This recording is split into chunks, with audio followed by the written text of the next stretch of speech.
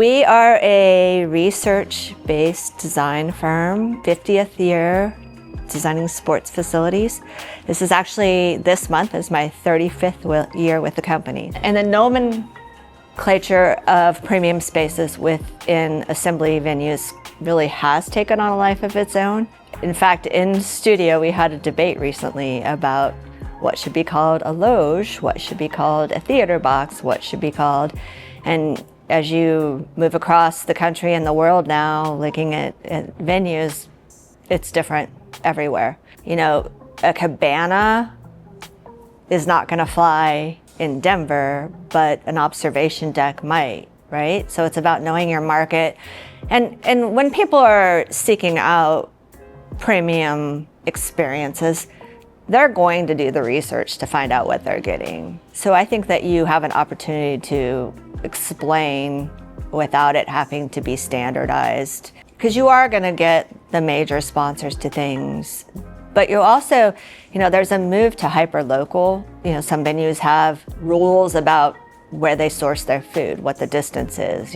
Everybody on the main concourse has to be local, and people are seeking that out at different levels. But people who are in a premium space might not want the same thing that people in the balcony want. So you also have to have that flexibility to understand that even though we're all from a region, the personalization is going to be different. We're at different points in our life. Some of us had kids, some of us have grandkids, and you have to have an offering or offerings at every price point for every person, because that's the other thing is premium experiences aren't just for people who can afford a lot of things anymore, which I think is great.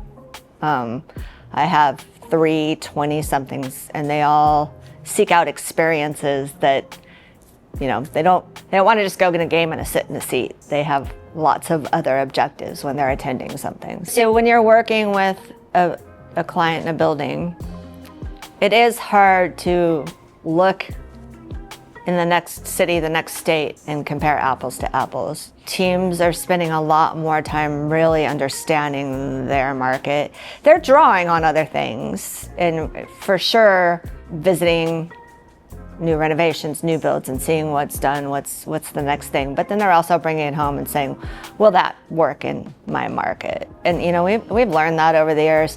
What we can do in San Jose probably doesn't work in Charlotte. There's just different markets, the location, the demographics, all those things.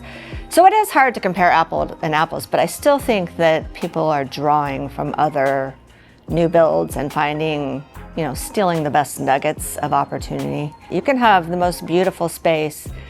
It can be interactive, immersive, digital, but if the experience isn't good, then people are not going to be satisfied. They want to be treated like Norm from Cheers. They want to be known. They want people to understand what their needs are. And I think more personalization is going to come, especially things like mixed use districts, right? The buildings are now being surrounded. They're no longer buildings and parking lots. The community, the lines are blurred between inside and outside. They just want to be down in the neighborhood. And I think that's going to continue, but that also creates new challenges. So we were talking about things like personalized car services. Is that going to be something that comes with a premium space in the future? Is that you have a black car that picks you up and takes you to your space? Or zones in the building that are specific to families. Maybe you don't always want to sit in a section with kids, but people want to bring their kids. So if they're all together, that feels like that's where you're supposed to be. So it's continued personalization.